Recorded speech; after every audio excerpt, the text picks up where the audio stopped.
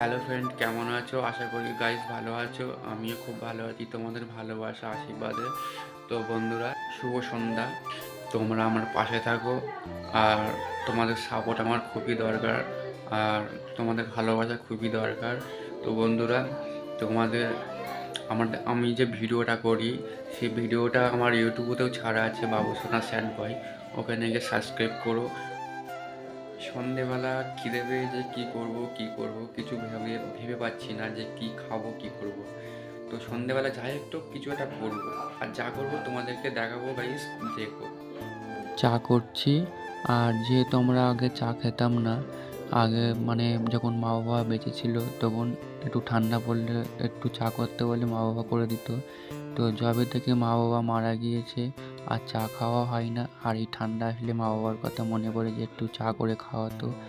আর যখন মা বাবা অসুস্থ ছিল আমি নিজে হাতেই চা করে খাওয়াতাম। তো বন্ধুরা, কি খাচ্ছিলাম বুঝতেই তো পেরেছো, সন্ধ্যের টিফিন এইটি।